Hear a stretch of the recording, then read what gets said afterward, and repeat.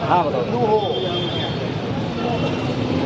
देश की भारतीय जनता पार्टी नरेंद्र मोदी की सरकार ने जो अग्निपथ योजना जो घोषणा की है, जो पूरे देश में हाहाकार मचा हुआ है, इस देश की सुरक्षा के लिए और देश के नौजवानों के लिए इससे बड़ा खतरनाक नहीं हो सकता। और बहाना किया जा रहा है कि पेंशन देने के लिए पैसा नहीं है। कॉर्पोरेट टैक्स में इस 8 साल के शासन में 16 लाख करोड़ रुपया टैक्स में छूट दी गई है।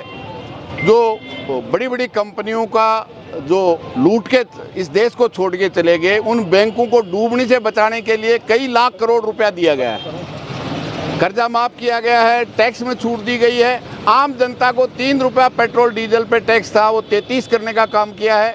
और कॉरपोरेट का टैक्स जो 35% था, उसको 20% घटा करके 15% करने का काम किया है। जो खजाना भरता था, और निश्चित रूप से जिस तरह से सब कुछ कंपनियों के हवाले किया जा रहा है, चाहे इंडियन एयरलाइंस हो, रेल हो, बैंक हो, बीमा हो, खान हो, हर चीज़, और अब सेना को भी उन कंपनियों के हवाले किया जा रहा है। मैं समझता हूँ इससे ज़्यादा देश के साथ खिलवाड़ नहीं हो सकता। अखिल भारतीय किसान सभा और अखिल भारतीय खेत मजदूर यूनियन ने इसके खिलाफ पूरे देश में, जो इस देश का नौजवान जो 3 साल से सेना भर्ती नहीं हो रही थी और जो भर्ती हो गई थी, केवल अपॉइंटमेंट देना था, उनको भी रिजेक्ट कर दिया।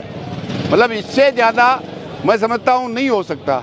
जब पेंशन की इतनी चिंता है तो फिर एमएलए, एमपी, मुख्यमंत्री की क्यों नहीं कर देते?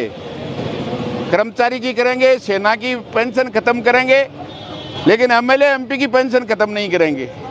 उनके लिए कोई कानून नहीं होगा। उनके लिए धन है। 16,000 करोड़ रुपए में 2 हवाई जहाज नरेंद्र मोदी ले सकता है। 25,000 करोड़ विस्टा के नाम से खर्च कर सकता है।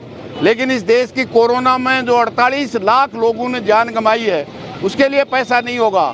फौज के लिए, पेंशन के लिए पैसा नहीं होगा, तनख्वाह के लिए पैसा नहीं होगा, और बड़ी बड़ी कंपनियों को लुटाने के लिए होगा। ये किसी भी सूरत में बर्दाश्त नहीं कर